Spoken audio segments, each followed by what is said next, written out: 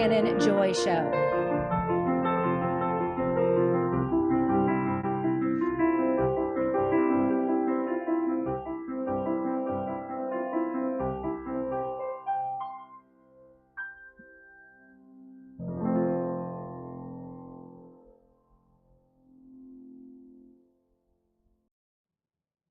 Hello, world, and welcome to the Shannon Joy Show. We're broadcasting live from the Joy Virtual Studio right here in the beautiful Finger Lakes region of New York State. It is so great to be with all of you today. We are broadcasting live on Rumble, live on Twitter, Spreely TV, Roku TV, Apple TV, every podcast platform you can ever imagine. We are live on Facebook. We are live on Substack, and we are expanding the platforms of the Shannon Joy Show. As I speak to you today, we are adding new platforms. Big announcement tomorrow on the Shannon Joy Show live shows. We have a secret special guest, one of the most trusted voices in the medical freedom liberty movement.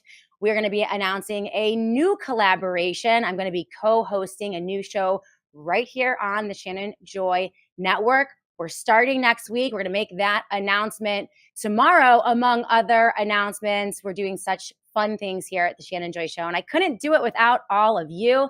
The live chat on Rumble looks amazing today. Just want to say hello to everyone who is joining us. Buskman is with us on the live chat. We have CJP Rumble, Ranger 1791 with us today. Lupine, great to see you. Mark from New Jersey.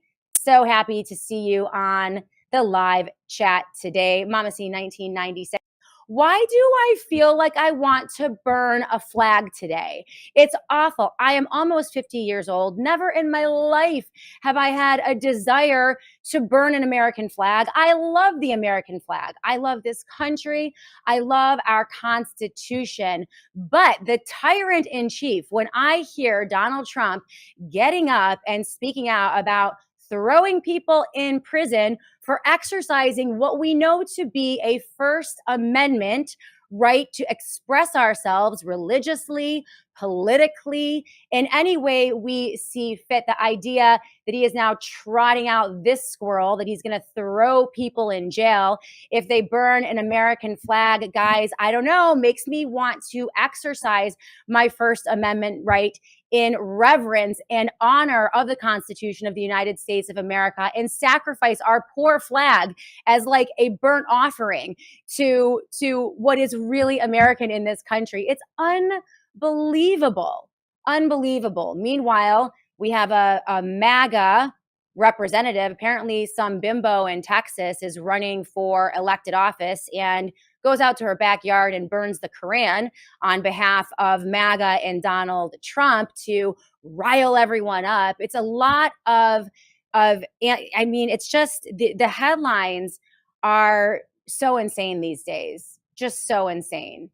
And so, yes, I'd be surprised if Trump actually arrested people for burning the American flag, but I would stand behind anyone who, in an exercise of free speech and in an act of civil disobedience, was to burn a flag. I understand that men and women have died for our flag, but it is just a flag. The idea and the principles of the United States of America, our Constitution, the words on the paper which guarantee our God-given natural rights, right? That's what's important. The flag is a symbol. It's an object. It's an item. And I understand we should have respect for it. And I do have respect for it. But it seems to me today that the most respect that we could show to the flag might just be to burn it so that we can let this president know that he cannot trample on our First Amendment rights. He cannot trample on our God-given natural rights, and he cannot erase our Constitution, no matter what type of tyrant or dictator he thinks he is. And it appears he is flexing as a dictator. You guys see the headline today. You know, the question is, will he really arrest anyone or will he just chicken out? Well, he's chickening out left and right. You see the headline, Taco Trump rug pulls again, deploying his fascist police state, not to the blue states, right? But to red state America in a recent action. So after all of the bloviating and the beating of the chest and all of his strong words for New York and Chicago and Los Angeles, right, saying that he's going to march his troops into those to those states and those cities and execute rule of law, take care of the illegal immigrants and all of the lawlessness. I mean, we heard him blather on ad nauseum to the cheers of MAGA. They don't really care about the extra constitutional exercise of executive authority that is unconstitutional, right? They just want to see their guy go in and break things and make those liberal Democrats pay, right? Go into those cities and take out the mayors and the governors and establish law and order once and for all. So we've been having this debate over the past couple of weeks. And yesterday, it appears that Trump is too chicken to go to LA, New York, and Chicago after all, right? I'm really starting to pity at this moment Trump's loyal cult members as he absolutely humiliates them again. This time, as I mentioned, after selling his fascist military occupation as a necessary expansion of executive authority to combat lawlessness and illegal immigration in LA, Chicago, San Francisco, New York, and other blue cities like Baltimore. Trump then turns around yesterday and deploys his military, the National Guard, to the reddest of the red states, completely omitting the blue states. And this is from The Independent. The deployments will take place across the following states: Alabama, Arkansas, Florida. Love to hear what Ron DeSantis has to say about that. Georgia, Idaho, Indiana, Iowa, Louisiana, Nebraska, Nevada, New Mexico, Ohio, South Carolina, South Dakota, Tennessee, Texas, Utah, Virginia, Wyoming, per Fox News reporting. Texas is reportedly slated to have the largest deployment of federal military troops. Okay, so I think 1, 2, 3, 4, I think 16 out of the 17 states are Republican red states. The only one here, New Mexico, I don't think that there's another blue state here, but he's omitting California and New York and some of the bluest of the blue states, which again, it's just another rug pull, another part of this humiliation ritual that is so painful for me to watch, especially because so many of the people who I have worked with on behalf of freedom and liberty against lockdowns, the rollout of Operation Warp Speed and the kill shots, people that I marched with on corners, street corners, protesting Trump's original fascist lockdown, which was the COVID-19 lockdowns, right? Just to see them turn around and reelect this guy and then to have him humiliate them time and time again. It's just awful to watch. Oh, by the way, he's also importing 600,000 Chinese undergrads to replace American students at universities. That was announced yesterday as well. Again, just another phase in the humiliation ritual of blatant betrayal of his base. And they just keep taking it, right? Meanwhile, the digital prison is being erected at a breakneck pace as techno-fascism expands across America in a highly creepy way. Things are just getting weirder and weirder and weirder. By the way, Peter Thiel, head of Palantir, which is likely now the most powerful global corporation on the face of the planet. Thank you, Donald Trump and the Republican Party, for just handing them billions of dollars in contracts and special treatment from this government. Anyway, Peter Thiel, who actually might be the Antichrist himself, is, by the way, launching a 4-part lecture series in California to go over the biblical Antichrist. I kid you not.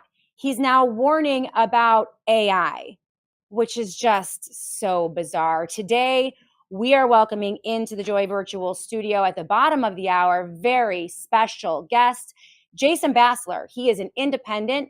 He is the co-founder of the Free Thought Project. This is a nonpartisan, not left, not right, not Democrat, not Republican, not libertarian, none of the isms or the Ians, right? It is just reporters reporting the truth about the craziness that we see today. Jason is also an expert on the techno-fascist prison that is being erected today and the technocracy. So we are going to learn from Jason today and tackle some of the bigger topics and the bigger concepts of the digital prison, moving the entire United States economy into a digital structure, tokenization, stable coins, the collapse of the US economy, moving us into a digital currency, attaching that digital currency to a digital ID, creating an avatar of every human on the planet, and launching the massive, massive, dystopian, terrifying digital surveillance state, merging that with the governmental police state. Things are not looking good for us here in the United States of America, which is why a lot of people are exiting the United States of America as I speak to you today.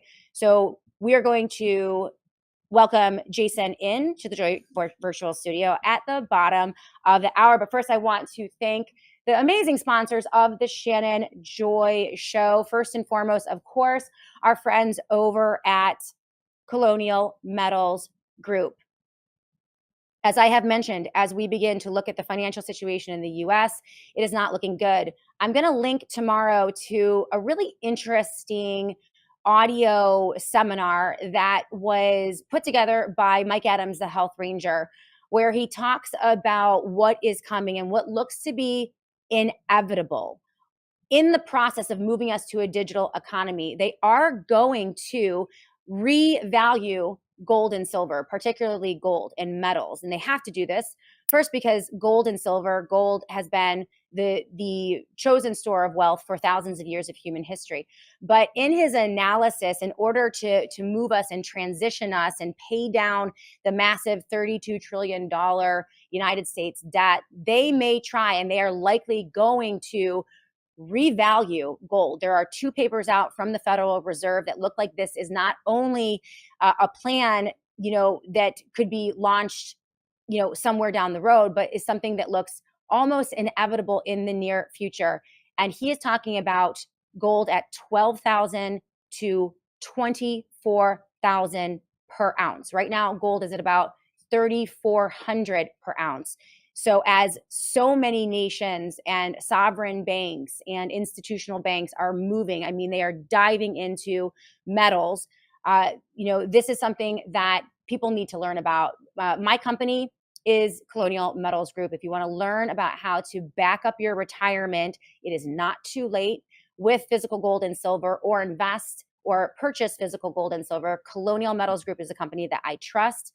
colonialmetalsgroup.com/joy is my website. They have a free gold guide that is updated constantly for the Joy audience. Also, a special, if you purchase gold or silver, they will send you a free safe.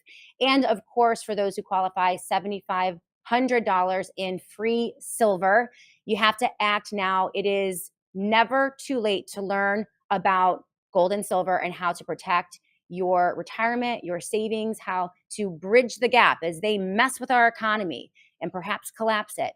How are you going to remain solvent? How are you going to put food on your table for your family? There is a gold and silver strategy that will work for you. Please go to colonialmetalsgroup.com/joy. That is colonialmetalsgroup.com/joy. Some of the headlines, truly bizarre headlines that we're going to go over with Jason Bassler. AI psychosis. Microsoft AI CEO has now come out with warnings that chatbots are causing psychosis. We're going to go through this piece, which is linked in the show notes of the Shannon Joy Show today. Also, incoming 6G. Are you guys ready for it? Well, it looks as if they are looking to humans to power the latest technology and 6G as literal human antennas.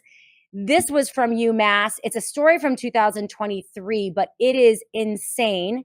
And as we are seeing more and more critique of 5G, you can just see them roll out that 6G. Absolutely crazy. This was from studyfinds.org. 6G wireless technology could use humans as a power source study explains. And that's not just for our power.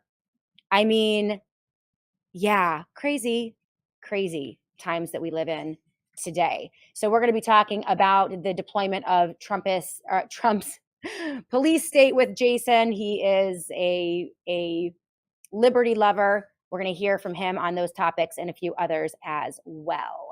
So let's say hello to everyone here on the live chat. We have some comments. Thank you, Annie.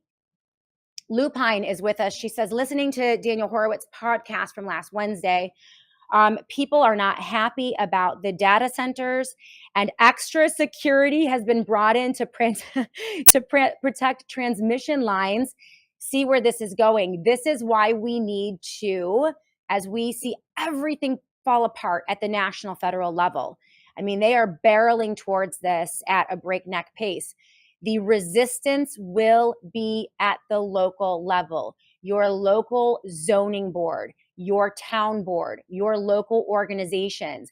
We're going to have to link up with Democrats, perhaps, and liberals, as we beat back these massive data centers, the processing centers that are going to gobble up so much of our energy. And yeah, I love to see the public sentiment turning against the technocracy, against broad use of artificial intelligence, especially by our federal government, and certainly the erection of these massive databases and data processing centers that are really just going to be used to control us.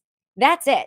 There's no benefit whatsoever to you and I to be completely surveilled and to have everything, including what's going on inside of our bodies, right, monitored and surveilled by a handful of techno-fascists who have declared themselves God kings of the 21st century, Peter Thiel included, the self-described expert on the biblical Antichrist. You cannot make it up. Kermit Forswigler is with us today. Ranger 1791, great to see you on the live chat. I think it's time to admit much of what liberals were worried about when it came to Donald Trump, they actually had a point. I don't disagree with you, Ranger 1791. And this is why that bottom-up organization, like right now, it needs to be happening right now, because they are going to deploy, and they will certainly use an emergency to do so, likely a financial emergency, if I were to guess. They really want to deploy pain and apply the max amount of pain to the max amount of people in the United States of America to move them into this new dystopian digital system of surveillance and control.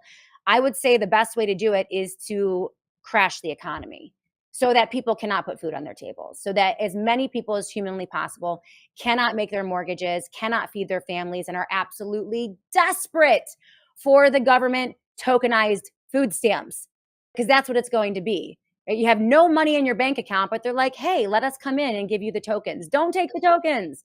They're food stamps, but you'll have to use them for everything. And they can give them to you and take them away and control them. They can make it so that you can't use your token at certain grocery stores or certain retailers.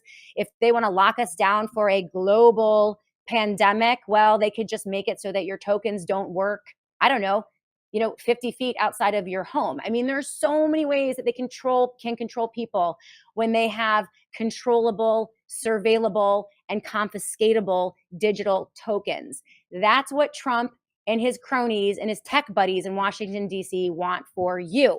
So we have to resist that and say no. Guitar Lily with us. The Supreme Court long ago ruled that burning a flag, while it may be distasteful to some, is indeed protected speech. Guitar Lily, I agree with you. General Patton, Trump allowing 600,000 CCP students from China to be imported into the U.S., into our universities, a total sellout. I don't disagree. Rothen Walker has a question. What happens well, if these troops insist on upholding the state laws that outlaw the gospel? I don't know where you're going with that, Rothen. I need a little bit more context to answer that.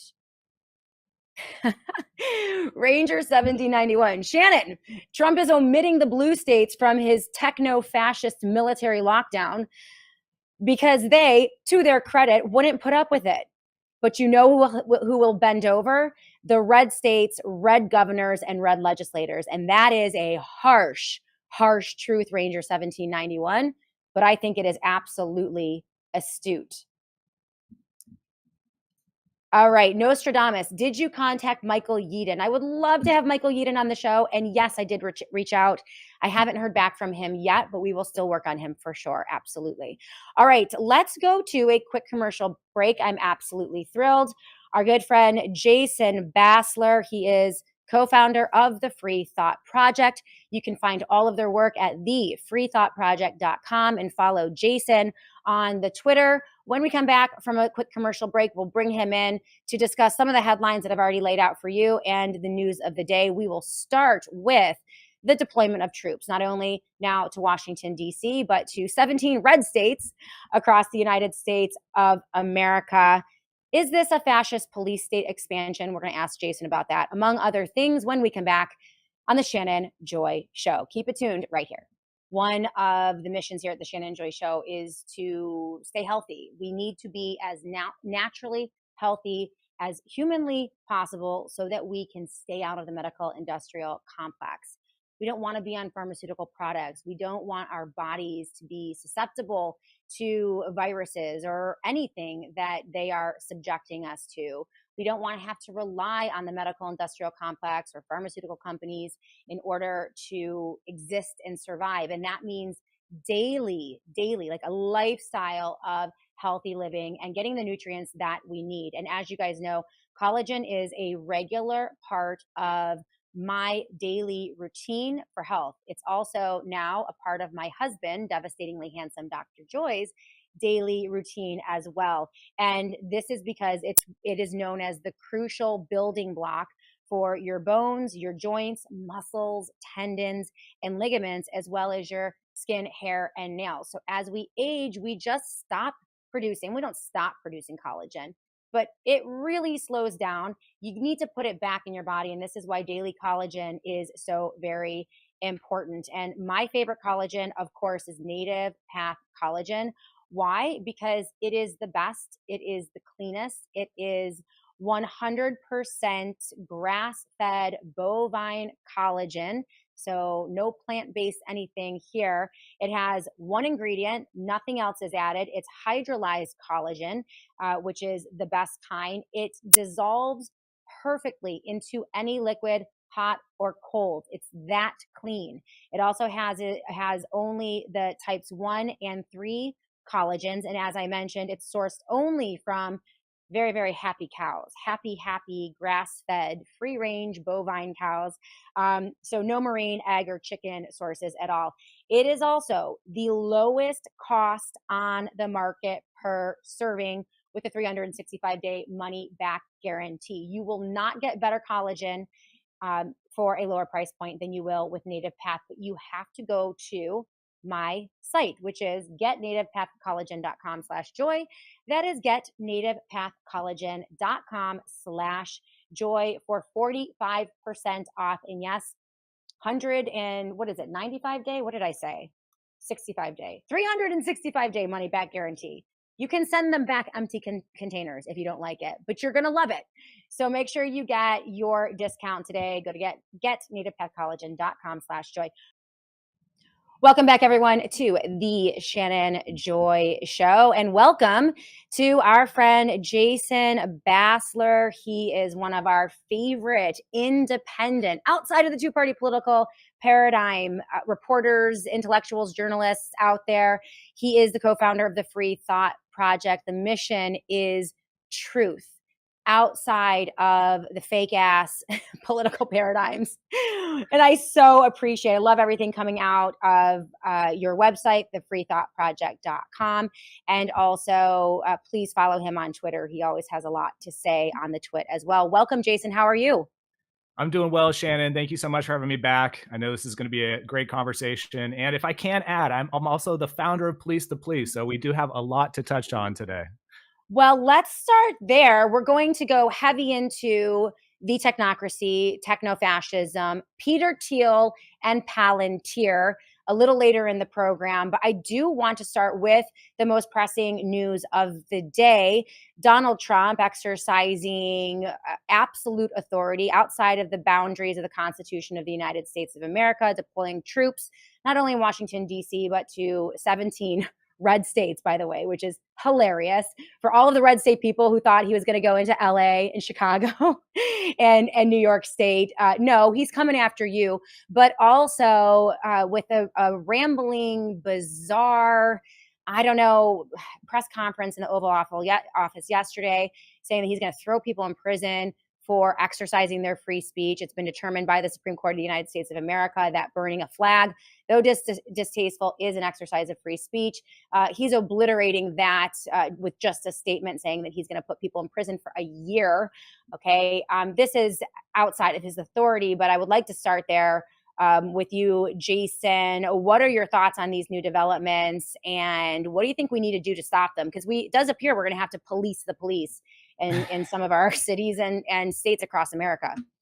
Sure. Well, first of all, this is just an atrocity, right? I mean, I don't think you could really have another way of really upsetting a lot of constitutionalists, conservatives, those who aren't on Team MAGA, of course. And this is kind of reviving an old debate about burning flags that has been going on for over a decade now. I know there was talk about this at his first term. And look, I know it might be distasteful, as you already mentioned, Shannon, but at the same time, like, this is something that is protected by the First Amendment. And if I had to speculate, I would say that probably these Chinese made American flags are going through the roof right now in sales, because there are so many people out there who are frustrated with Trump and this, turn of events. And, let's just remind our representatives here, they took an oath to the Constitution, not to protecting the flag.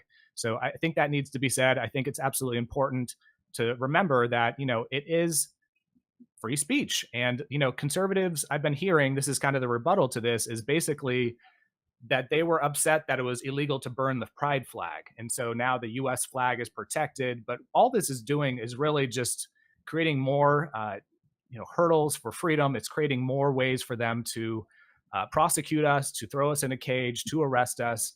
And, Trump's already said repeatedly that flag burners should receive 1 year in jail. Now, I think it was in front of the White House just a few hours after Trump had made this announcement that there was an individual who went ahead and burned a flag, an American flag, right there in front of the White House. Wow. I didn't dig too much into that story, but I did hear that he was swiftly arrested. So, wow. Yeah, this is already kind of going into effect. And, there's between this and the First Amendment violations that he's already, with the deporting of the college students who are critical of Israel. And it just feels like it's negating the spirit of the law. It's one more way that's burning down the Constitution. And you got to also remember that the conservatives were the people screaming from the rooftops about being censored, about being banned on social media. The First Amendment is something that we should be protecting and cherishing. And so now, we're prosecuting flag burners in this country and not Epstein's clients. Right. And, let me remind you, this is just one more way that's kind of turning another blind eye to the Epstein story. So if I can, I would just say one more thing about this flag burning here. I mean, what if, I'm just going to propose a question, what if this, unconstitutional action about burning flags is just about expanding presidential power? It's not about, trying to protect the semblance of, integrity of the American people, the American flag, and our country. It's certainly not about public safety. So, this is infuriating to me. And, I don't think there's really any excuse for it.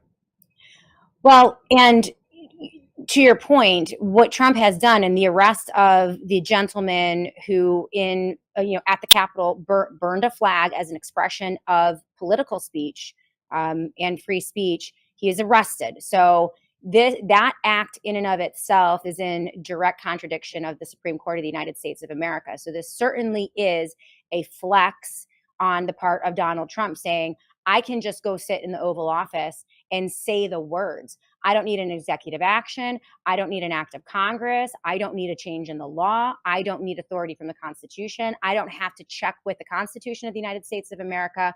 I can literally sit here and by decree and a statement tear apart our constitutional rights. And in that sense, Jason, I would say it is imperative that the culture, that we the people, through acts of civil disobedience and peaceful noncompliance, send a very serious message to this president of the United States of America. And I would be absolutely in favor of an act of civil disobedience and people burning the flags, not as a way to denigrate our country or to diminish the people who died for the Constitution of the United States of America and our God-given natural rights. But maybe we should give up our beautiful American flag as a burnt offering of sorts in an act of reverence and repentance, begging God to save us from the mad King Donald, right? Like I don't see this.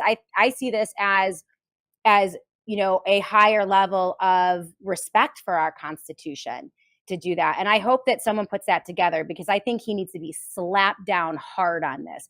Go try to arrest 10,000 people who do this. You can go after one guy in Washington, D.C. because you're a bully. But if enough people do it, then he'll have to back down. Your thoughts?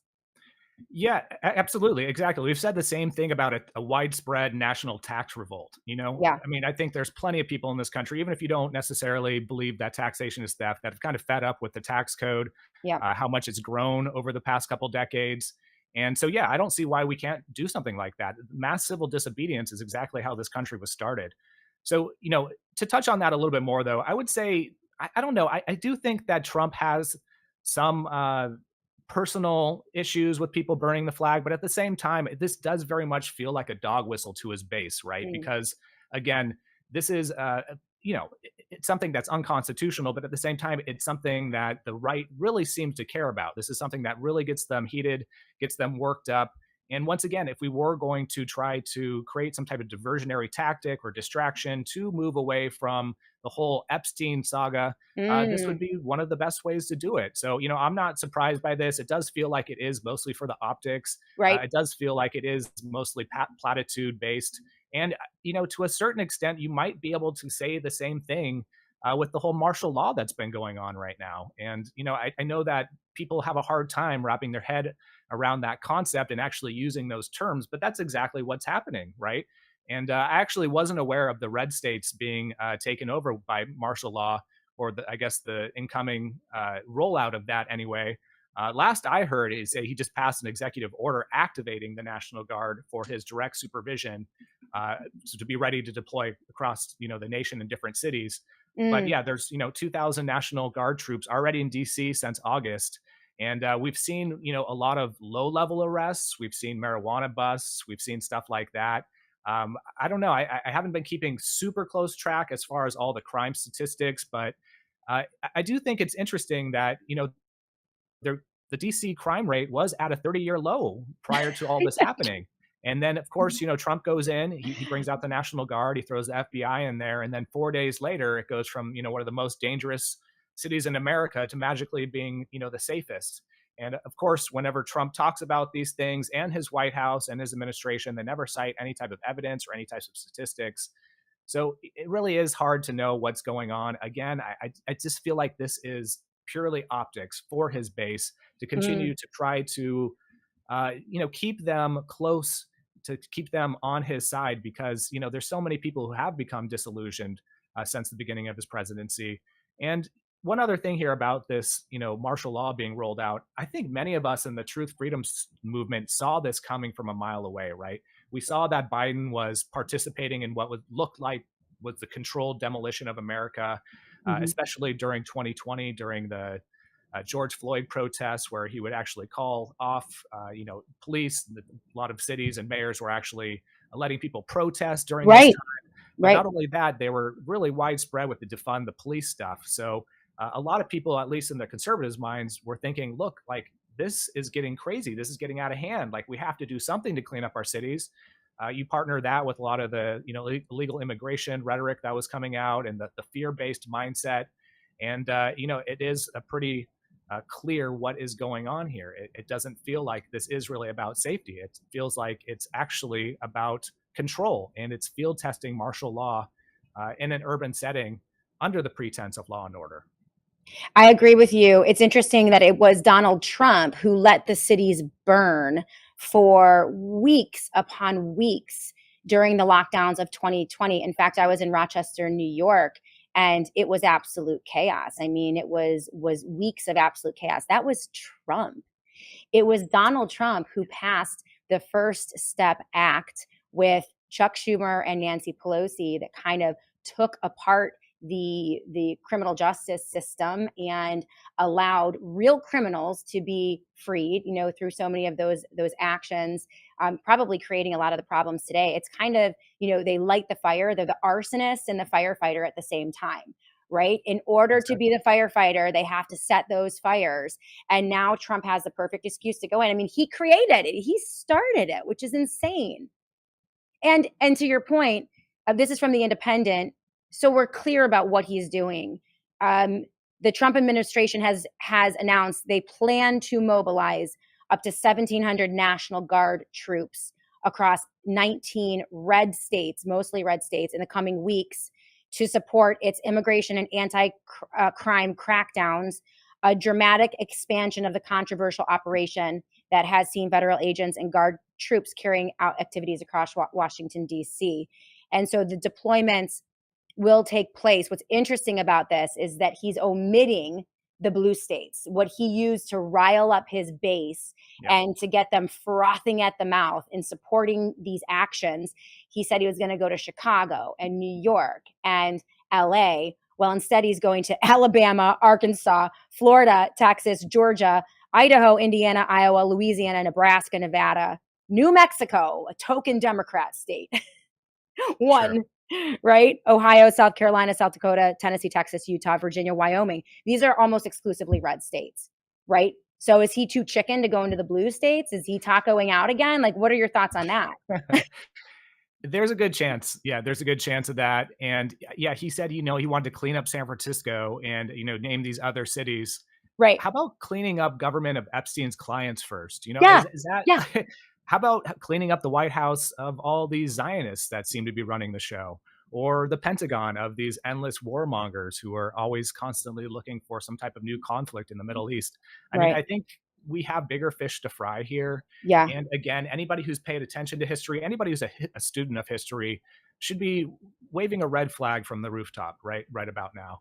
And the funny part about this, Shannon, too, is that it wasn't that long ago that the right was specifically speaking out about lockdowns, Yes. right? COVID Yeah. lockdowns. And, look, besides some of the rhetoric being a little bit different, this is not too much different, right? Of course, they're not forcing us to inject some type of mystery substance into our arm, but at the same time, this is just a federal control over our cities. It's much like what the COVID lockdowns were, and the right hates when I bring that up, but unfortunately, it is true. There is a huge overlap here with the COVID lockdowns. And what we should be asking for is less government in our lives, Right. less government. We need more local solutions. Right. Anything that's coming from the top down is going to be always a disaster.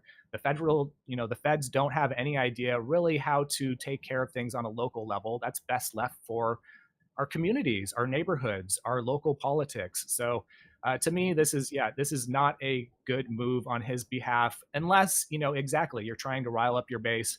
If you are trying to continue some of these arguments and debates that have been going on for over a decade now.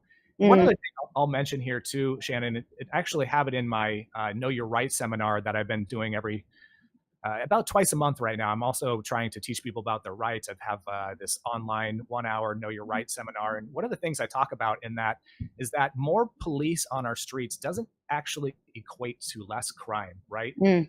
It's actually very rare when police stop a crime in progress. Most departments in big cities only spend about 4% of their time responding to calls for violent crimes. A recent study found that for every new officer hired, they prevent 0.006 of homicides. Hmm. So, what this actually does, adding more cops to the force doesn't reduce the violent crime, but it does increase the rest for low level, victimless crimes, which doesn't increase Mm. public safety, right? Victimless crimes aren't about a public threat.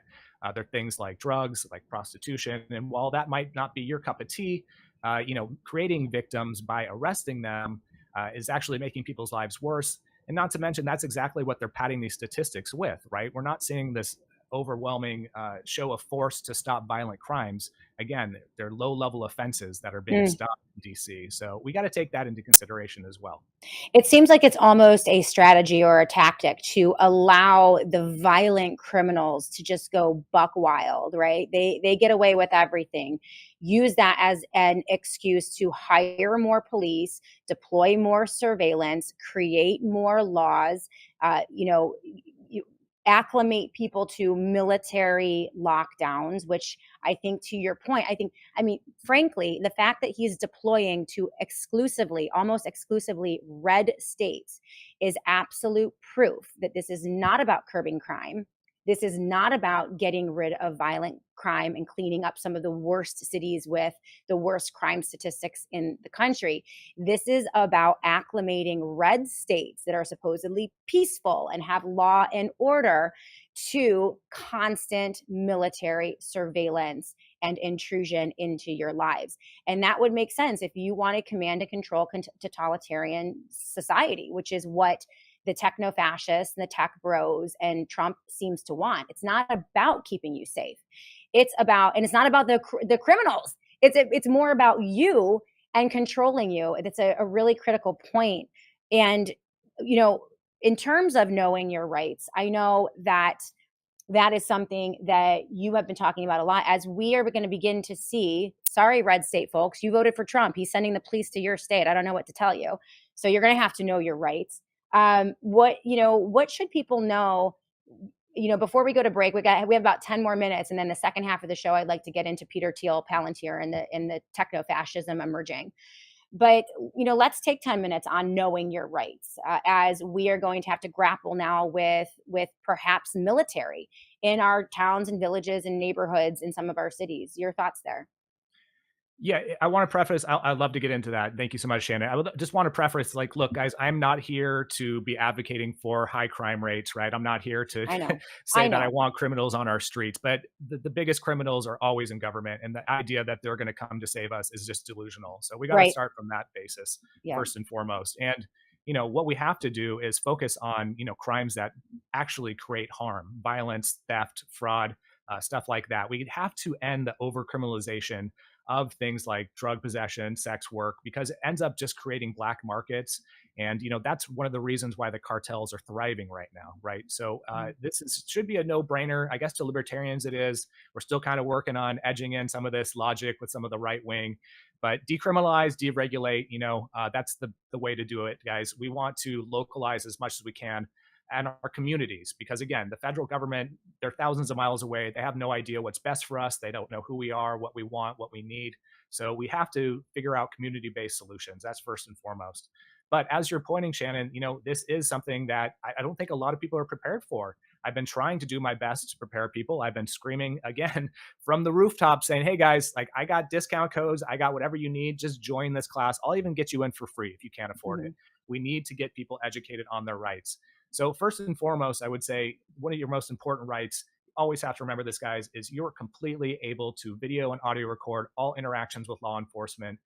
When you do so, make sure that you do document the situation, document the time, the place, document the officer's name and badge numbers, document the vehicle's license plates, live stream if possible. All these things are very important. And if you are out in the field, if you're doing protests or civil disobedience, guys, do not use any type of biometric locking features on your phone, because if you do get arrested, guess what? They're going to have access to your phone, and our phones are basically a digital gold mine of Wow. information about us, right? So Okay. always use the PIN codes. That will be the one way that's foolproof, and law enforcement can't actually force you into putting in your password. Otherwise, if it's biometrics with your eyes, your finger, any of that stuff, they could just actually force you to open up your phone. So Mm. keep that in mind. Now, if you are driving or if you're on the streets, you get pulled over and you're not sure what's going on, if you feel like you're not certain if you're being detained, if you're being arrested, you could always ask the officer, am I being detained? That officer is actually obligated to answering you. You can always ask, am I free to go? Both of those are great ways to identify if you are being detained or arrested. If you are being detained, you can ask the officer to actually articulate what reasonable suspicion they have to be holding you if you are supposedly involved with the crime. So that is one way to interact with an officer and to kind of establish where the situation is at. Never consent to any searches or seizures, guys. That's very important. And if officers do proceed to search your person or your vehicle, make sure that you film the whole thing and you document yourself saying that you do not consent to the search. That's going to actually hold up in court. It's going to give you some Wow. kind of, legal leeway there. And talk as little as possible. That's another big one, guys. Do not incriminate yourself. No matter how much you trust the police, police are trained to not trust you. Okay. So, no matter how much you want to share with them that you're innocent, don't say anything. Be polite but firm and apply your Fifth Amendment right. Okay, guys, you don't actually have to talk, but if you are going to remain silent, tell them that you're going to remain silent. That could actually get you into some legal hot water as well if you don't actually voice that. But I have so much to go over here, Shannon. I don't even know where to start. I could talk about checkpoints. I mean, I could talk about Border Patrol. There really is so much to it, but that's the 4 most important rights that I teach in my seminar. Well, I think it's really important, and people can find your seminar at freethoughtproject.com, or do you have another website for that? JasonBassler.com. Yeah. Okay, so jasonbassler.com for that seminar on knowing your right. One of the things that I think is interesting in kind of this roundup of illegal immigrants, or in this case, a lot of immigrants who are here legally in some of these college campuses, it's really blurring the lines as to what is acceptable from law enforcement and what is unacceptable. And I think some people get confused. They think that they're rounding up illegal immigrants who are in the country illegally. Personally, I think that they should go home. I think, you might disagree with me, but I think that if you are here illegally, you should be, hustled home to your home country. But especially if you are here legally under some type of student visa or some type of special situation, you can't use your speech as an excuse to illegally round you up. But Jason, they're wearing masks. That's what really bothers me a lot about a lot of this, is that I feel like it's acclimating people to masked police officers and law enforcement, which is insane to me. Like, you have to be able to see their face and their documentation and who they are. And I'm not sure if that's something we're going to see in the future, but what are your thoughts on that? Because that really freaked me out when I saw Washington D.C. and the streets of D.C. and all of these masked, renegade ICE guys running around, just swooping in and sweeping people up. It's very disconcerting. It feels like a third world country. It Yeah. doesn't feel like the America that we know, our parents grew up in. And it is disconcerting. Absolutely. You know what it is, Shannon? I think you hit the nail on the head earlier. It's about acclimation. Yeah. It's about acclimating the American people to prepare for this type of hostile government takeover, having armed state agents in our streets. And look, I'm not here to be an alarmist, but we know history. We know where this is going. And what is going to happen when these occupiers leave? All of a sudden, crime's just going to level out, or so called crime is just going to level out and be neutralized? I don't think so. I feel like this is the beginning of a new chapter for America. And we should all be speaking out about this. Unfortunately, most people, have been deluded by the idea that this is somehow about safety. It's about slowing down the crime waves that are non existent, statistically speaking. It's about somehow quelling the immigration crisis. And don't get me wrong, I understand that the Biden administration and previous administrations before them let the gates wide open for this migrant crisis to begin with and to happen.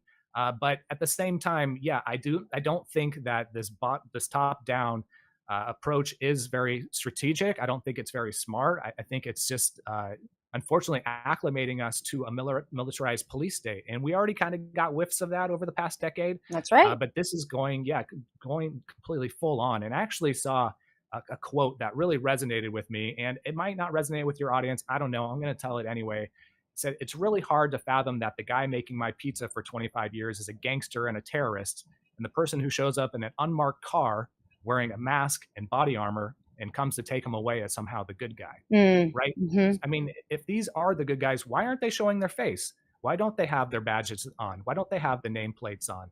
Why isn't there any type of accountability? Why isn't there any type of transparency? Right. Why is this all being done in secret? So I think these are the things that we need to ask ourselves. And yeah, it just feels like we're being set up for a much larger police state, and all the, you know, Yeah. all the terrible things that come along with that as well. Well, again, using the example of the arsonist and the firefighter, I do think that immigration has been used as a political football to Absolutely. severely divide the left and the right. And while there are gangs, there are criminal gangs, there are gangbangers that come over the border, they use an open border and the complete chaos with our immigration system as an opportunity to come into the United States of America and wreak havoc. I'm not denying that that doesn't happen.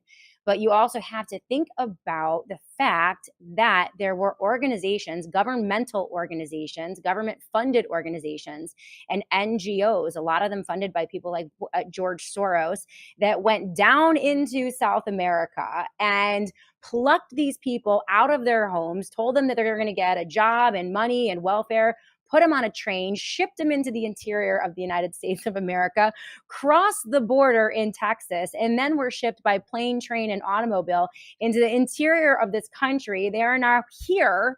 They're illegal. Many of them don't speak the language. And, and I'm not going soft on illegal immigration. I honestly think they'd probably be happier if they went back to their home country.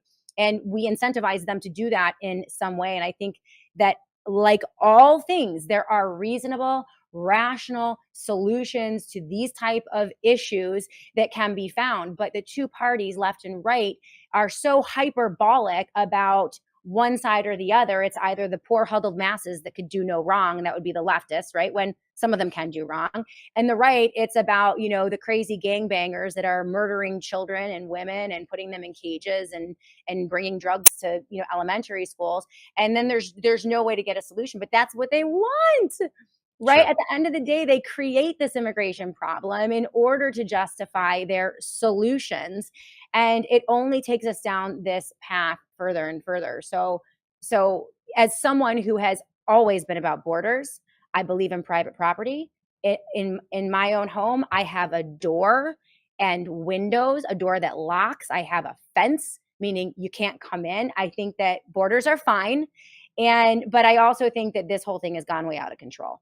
And what we need as American people to be cognizant of is their solution, what they're doing, the crisis that they're creating, and then how the Democrats and Republicans together will deploy these like terrible government expansion solutions every single time. Copy and paste this analogy to every other problem, economic, educational, it's all there. Indeed. And it is a political football, absolutely. And it is hard to feel like that expecting the same government who created this crisis is going to be the people who fix it, right? Right. Like, again, you can't cure cancer with cancer. And unfortunately, most of the social ills that we deal with in society are stemming from the government and their actions. So yeah, I do feel like, again, this is all legitimate, everything that you said, as far as, there are immigrants, there are issues with the problems, the violence, the rapes, stuff like that. But I do feel like the right-wing media gets a hold of some of this stuff and they blow it up, right? I don't think, statistically speaking, it's as bad as the right wants to make it sound. And of course, that fits a lot of what their goals and preferences are using government. So it only makes sense that there is some overlap there. Yeah. But, if we are going to find the culprit of this, if we are going to point the finger, then we have to ask why these immigrants have the incentive to come to the U.S. in the first place. And a lot of people would suggest, at least in our libertarian circles, that it's these entitlements, it's these handouts, right? Some of it's the American dream. Some of them want to come to work hard. They want to do, better for themselves and for their family. But a lot of them as well want the handouts, right? And so that's where we should be focusing on, not necessarily the immigrants themselves, but the policies and these government actions that actually create the incentives for the conditions for immigrants to come. So if you have a problem with illegal immigrants, you have a problem with government, and that should be first and foremost, what you're talking about. It doesn't seem like that's happening enough. I agree with you 100%. 100%. With very little rhetoric and bloviating and hyperbole, you could literally just remove the incentives for coming over here, the welfare incentives. And I guarantee you 70% of them would self-deport back to their home countries, probably within the year, right? So, but that's the point, Jason. That's what we can't have nice things, America. We can't have nice things because every 4 years, we are faced with choosing between Satan and the devil when it comes to these two-party political candidates, right? They are false choices every year. And this is where we need to wake up if we actually want real solutions. Jason Bassler is with us today.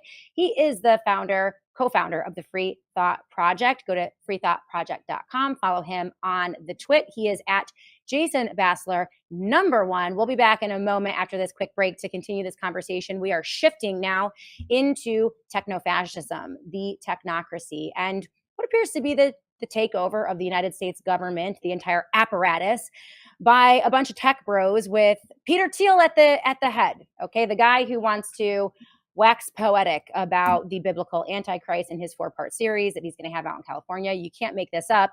He might be the Antichrist himself. We're going to get Jason's thoughts on this when we come back right here on the Shannon Joy Show. Thank you to Satellite Phone Store, sat123.com/joy, sat123.com/joy. Without their amazing sponsorship, we couldn't bring the show to you every day. And it's always 10% off for every Joy viewer and listener with the promo code JOY. Why do we love them? Well, among other things, the satellite phones, the generators, the solar panels, everything you need for when the lights go out. They also have the most extensive line, one of the best quality lines of Faraday technology, beanies, bags, blankets, apparel. This is a way for you to reduce your body's exposure to EMF, electromagnetic frequencies. And as we know, talking to Dr. Williams, that exposure can impact your heart health. And so a regular usage of that type of technology, super helpful. Again, so thankful to the Satellite Phone Store, among our other sponsors. Huge thank you to our friends over at Colonial Metals Group. Again, when I say it's super easy, super easy. The staff is amazing. In fact, I just did my allocation with my representative over at Colonial Metals Group over the weekend. We allocated, I have a gold and silver backed IRA through Colonial Metals Group. And I learned so much. There are so many different ways for you to back your investments with physical gold and silver. But I mean, literally, like when you have the gold backed IRA, you pick whether you want the bars or the coins. Like there are a lot of different mixes. You can do 70-30 gold to silver, 100% gold, 100% silver, 50-50. The mix is, based on whatever you feel comfortable with. And then literally that order, like that physical gold and silver is sent, Colonial Metals Group procures it, and it is sent to a depository. My depository is in Delaware, and it sits there. It is not paper gold. It is not paper silver. This is the real deal. And it gives you the benefits of the IRA and the tax benefits that you can receive from an IRA without having to be connected to or linked to Wall Street or the stock market or even the federal government, right? Because a lot of people's pensions and IRAs and 401ks are invested in some of these institutions that many people rightly see are crumbling. This pulls you out. You're going analog completely. And I trust the folks over at Colonial Metals Group. So colonialmetalsgroup.com/joy is the URL. Please tell them that Shannon Joy sent you, because that's how they know that you came from this show, and they're just great. So thank you to Colonial. Again, always learning so much.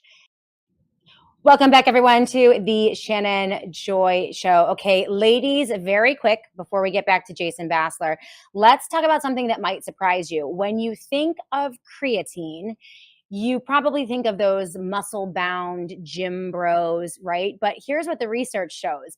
Creatine is actually incredible for your brain, and it works for women too.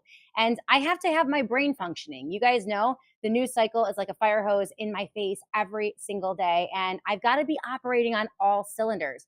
Well, creatine can help you do that. Your brain uses about 20% of your body's energy, and creatine helps to fuel those neural pathways. Studies show that women who supplement with creatine experience better working memory, faster processing speeds, and reduced mental fatigue. And you saw my interview with Dr. Ryan from Native Path yesterday. We talked about this concept. It is so safe. It's one of the most studied supplements on the face of the planet. And yes, it is safe for women. If you're juggling work, family, and everything in between, just like me, the brain fog needs to go away. And creatine just might be the clarity that you need. So, right now, as you guys know, Native Path always comes with best deals. They have, this is great. They are offering their premium creatine at 56% off in their stock up sale for the Joy audience. Guys, you can get it too as well, but this is just for, this read is just for the ladies. But only while supplies last. So they've already sold out once before. Right now, if you go to savewithnativepath.com/joy, that is savewithnativepath.com/joy, you can grab the special deal before it disappears. Thank you to our sponsors over at Native Path. We are always so appreciative of them. Jason Bassler is with us in the Joy virtual studio to discuss now, as we pivot, so much of what we're seeing, to your point, as we discussed in the last segment, Jason, is a distraction, right? We had Hillary's laptop was resurrected a few weeks ago. Then we had Anthony Weiner and his laptop, was resurrected 2 weeks ago. Now it's, they're going to lock Chris Christie up in jail. We have the deployment of the military, right? Which I think the tell here that Trump is going to chicken out is that he's only sending them to the red states.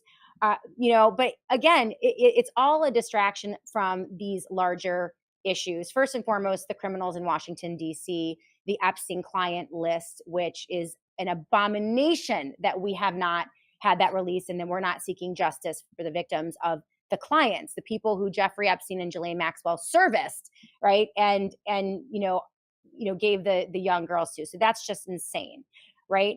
But also away from the distraction, I think in the most profound way, is away from the absolutely breathtaking erection of the technocratic police state, the rollout of digital IDs, digital currencies, and the handing of power over to technocrats. I mean, this was glossed over, but I'm sure you noticed when the military essentially created, I believe they made, tech executives military officials, like military commanders, yes, which is like mind-boggling, right? The amount of money going to build the infrastructure. You're an expert on this.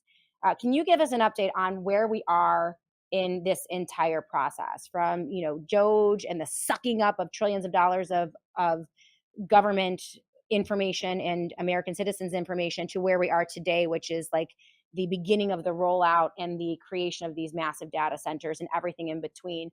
What is your sense of where we are today on this issue? Well, Shannon, it's expanding very quickly, faster than I've really seen the surveillance state expand in the past. And I don't think there's any surprise to that, considering that Trump aligned himself with a lot of these big tech actors. And you're absolutely right. The distractions are hot and heavy right now. I think you forgot the Cracker Barrel one, right? There's that distraction, right. The male cheerleader conversation. I mean, right. The male cheerleader, Cracker Barrel. Yeah, right. It's like low-hanging fruit. It's the squirrels everywhere. Exactly. Yeah, exactly. But I would say it's probably by design, considering that there is so much collusion with the media and with this big tech apparatus. Now, one thing I wanted to get started here with talking about are these flock cameras. And I hope and pray that your audience is familiar with them at this point. And I want to start with flock cameras and then get into the Palantir stuff, because it really sets the table as to how big that this surveillance state is expanding into. So picture this, guys. Imagine that there's a cop on your corner and he's sitting there with a notepad, logging every car, every face, every bumper sticker that passes. Now imagine that there's an army of people doing this in every city, 24/7, on every block that happens to be in your city. Hmm. That's basically what's going on right now with these flock cameras. And I'm not stressing this hard enough. This is an invasion of our privacy, guys. There's over Okay. 90,000 cameras now that are by these flock cameras. They're in over 2,000 cities in 42 different states. And their goal basically is to blanket every city in the country with these automatic license plate readers and create this vast surveillance state. And of course, this all partners with local police departments, Border Patrol, and ICE. And basically, their operating system, it surveils automatic license plates, readers, video cameras, gunshot detection for Wow. law enforcement. And it's not just law enforcement too; it's HOAs, it's private clients, and basically they claim that they help solve and deter crime with this real-time vehicle tracking network that they have. But their platform also integrates all this machine learning and analytics into the broader policing networks like Palantir. We know that Palantir has been partnered up with several law enforcement institutions around the country. So this is a bit concerning. Now, these cameras are everywhere. They're in neighborhoods, they're in highways and freeways, they're in mall parking lots, they're in Lowe's parking lots, Kaiser Permanente parking lots. Even Forbes did a story saying that they're on FedEx trucks as well. Oh, And all wow. this is, capturing your information, where you're traveling to, how often you go there, all these types of things, and it's reporting it back to a centralized server. And it claims that it's supposed to be helping stop crimes, but we've just recently found out that law enforcement agencies have actually been giving ICE and Border Patrol login information to use these flock systems that just recently went from being these automated license plate readers to real-time surveillance cameras Oh, that can be wow. hacked into in any time. And of course, their website claims that it's only for authorized users and it auto deletes after 30 days. I don't believe that. I don't think you should either. And yeah, these are everywhere at this point. And a couple more notes here just to add on top of it. Just last year in October, Flock bought Aerodome, which is a company that makes drones. And basically, these drones are going to act like flying first responders that automatically launch when a 911 call comes in to be able to give police basically a live aerial view of the scene. They have thermal imaging, night vision, all that stuff, kind of for a broader surveillance ecosystem.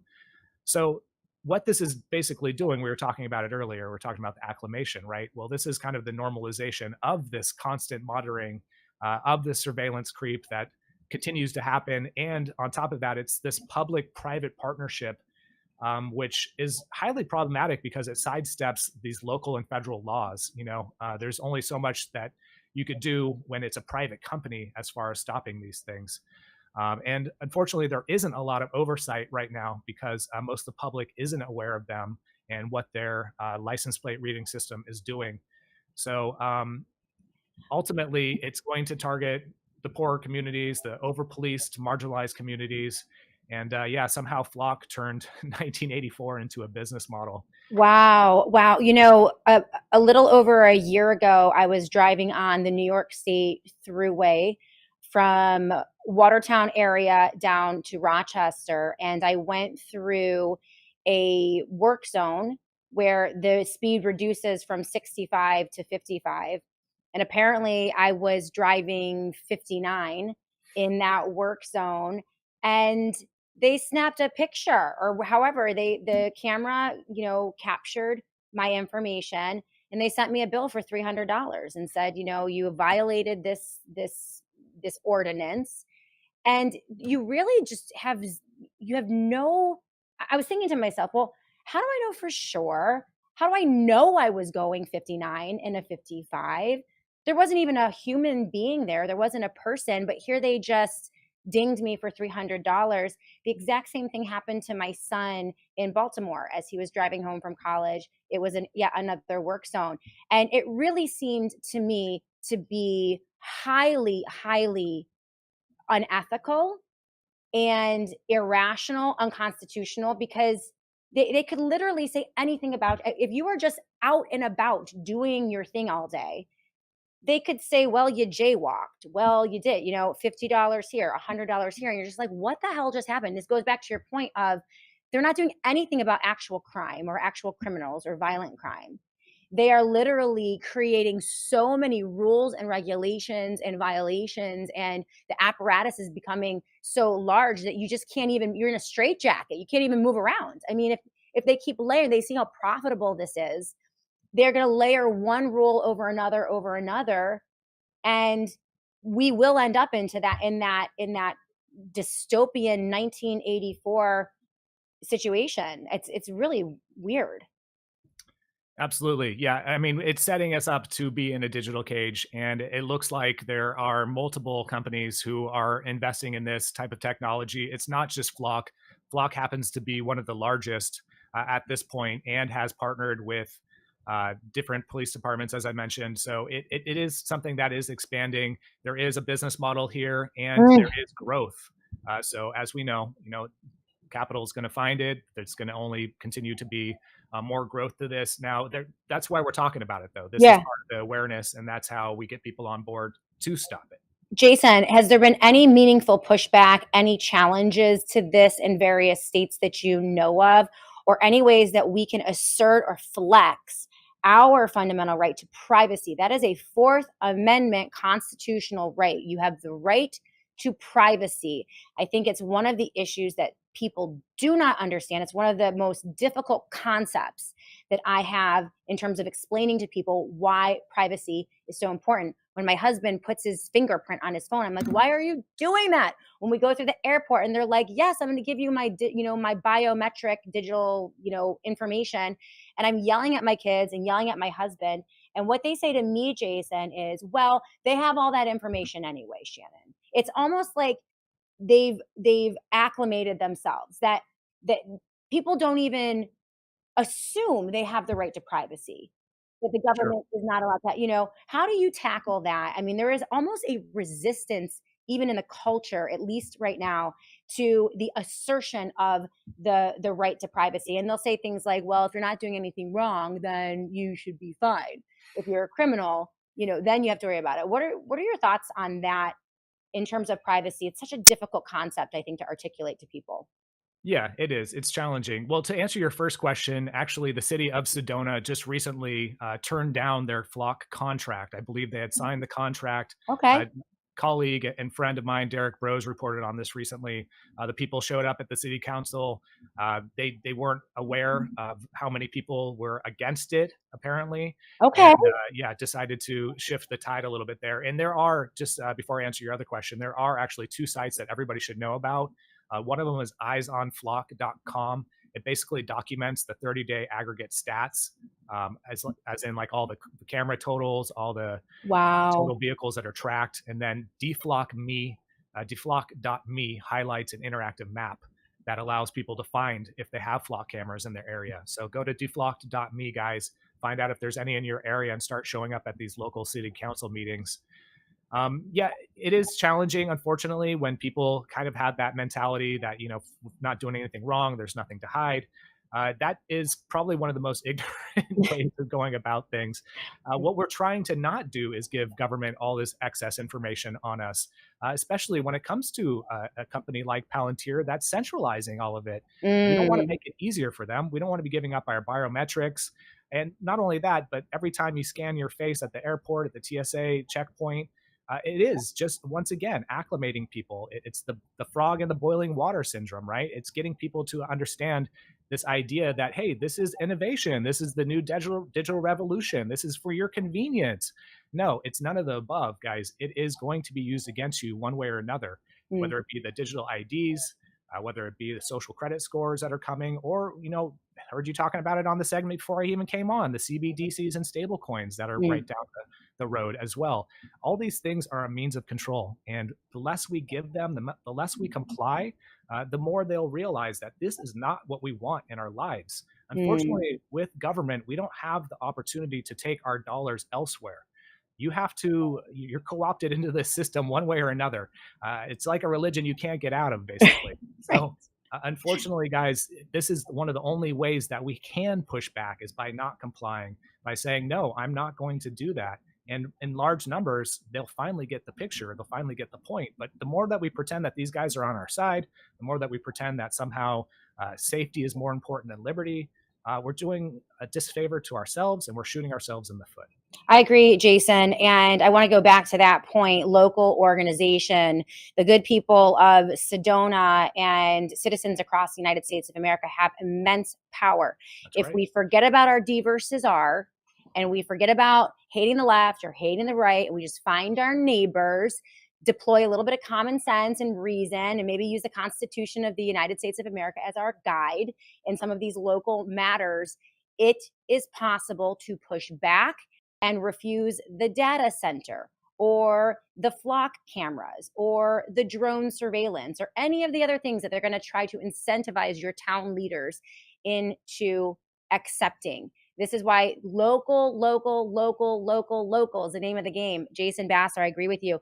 By the way, tacticalcivics.com. Garth Hilton, I see you on the live chat. If you guys want to learn about bottom up local organization, get a crash course in it, we do love the folks over at tacticalcivics.com, actively working to create local organizations and grand juries, local grand juries in towns and villages across the country, which I think is a great idea. Jason, let's shift now. You mentioned Peter Thiel Palantir, one of the tech bros behind all of it. He is in California launching a 4-part series on the biblical Antichrist. Is he the Antichrist, Jason? There's a piece I have here linked from Patrick Wood. He says Peter Thiel is now revealed as, if we're as close to finding a master architect of everything that we are seeing happening today, Peter Thiel is pretty close to that person in terms of the technocratic takeover of Washington, D.C. Talk to us about Palantir and Peter Thiel and how dangerous they are to our nation and our freedoms. We probably haven't seen a figure like Peter Thiel ever, and that includes the Rothschilds, the Rockefellers, and this guy is so connected on the back end of the government and the deep state. In fact, the whole thing, the Palantir, was actually founded with CIA venture capital by InQtel.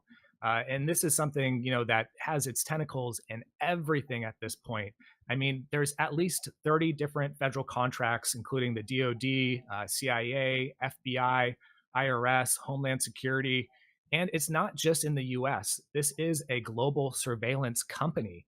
It's basically what Derek Brose calls the Palantir world order. We're talking about UK, Germany, France, Denmark, Norway, Switzerland, Israel, Ukraine, Japan. There's more than that. Even NATO's included in all this.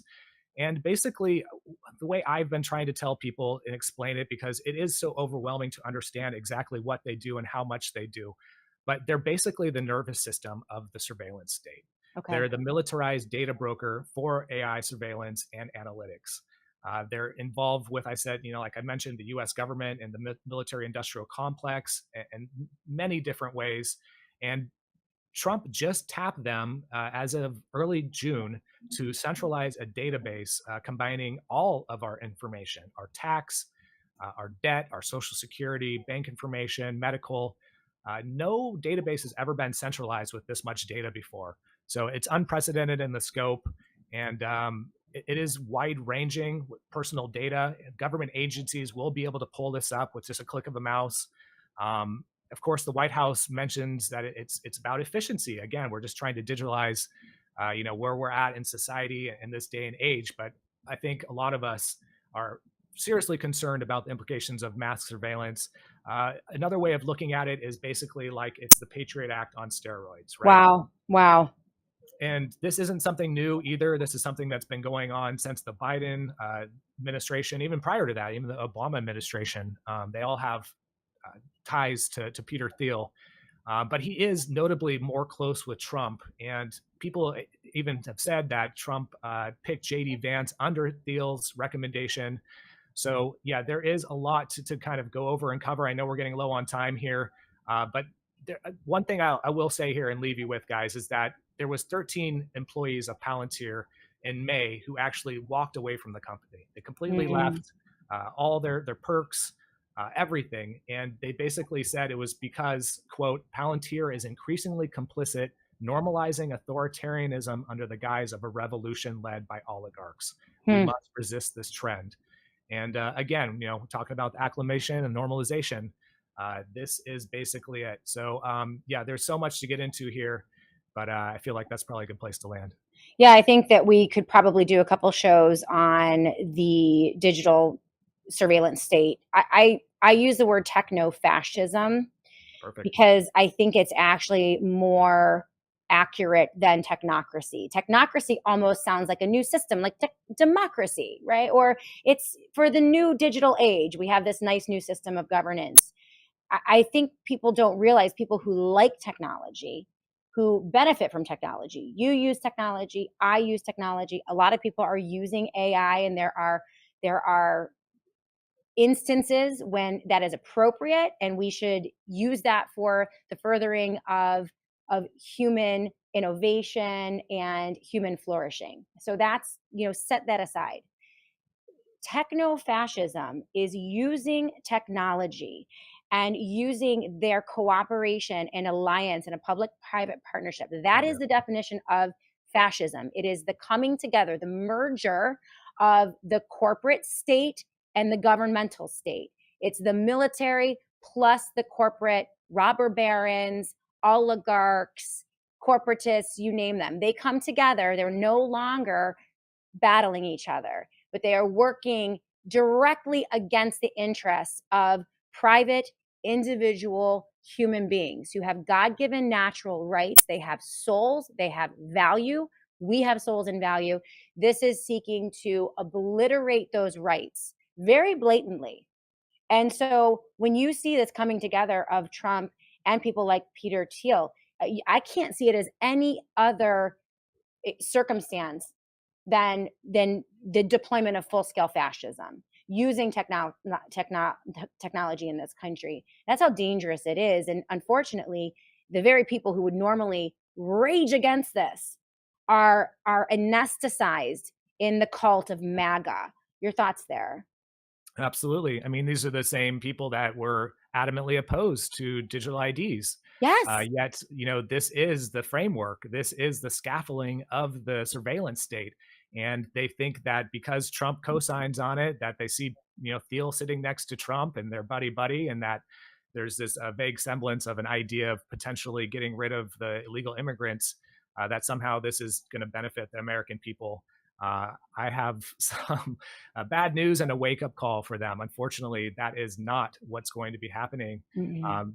This is basically all the worst things put together in one. This is going to be the backbone of programmable money, our social credit scores, our digital IDs, potentially even leading to 15-minute cities. And I'm not trying to, again, be an alarmist here, but this is what they've been wanting. This is what the 2030 agenda was going for. This is what the WEF has been talking about.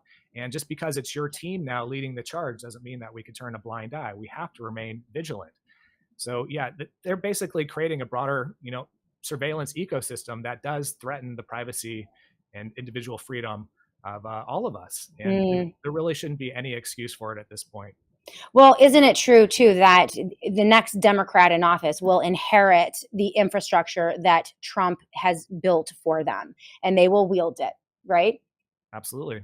Oh yeah, most definitely. That's part of, that's what happens every 4 years, and it only eventually creates a stronger two-party system because they give us the two choices, and A's bad, so we got to go with B. Now B's bad, we got to go back to A, and it creates this revolving door of continuing the dismantling of our privacy, dismantling of our civil liberties and our rights, and it is something that we should all be speaking about.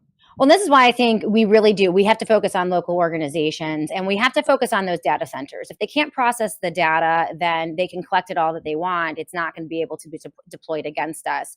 And I love, one of the first comments on the show today, Daniel Horowitz was talking about how some of these data centers that they're building in towns and villages, they need to get security teams now because people are raging against them, and they are, like, I don't know, vandalizing them, I suppose.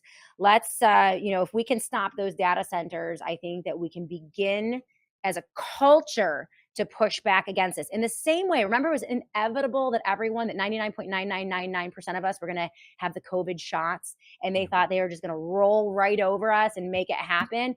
It doesn't have to be that way. We proved it here in the United States of America, a uniquely American revolt. 30 to 40% of Americans refuse those vaccines.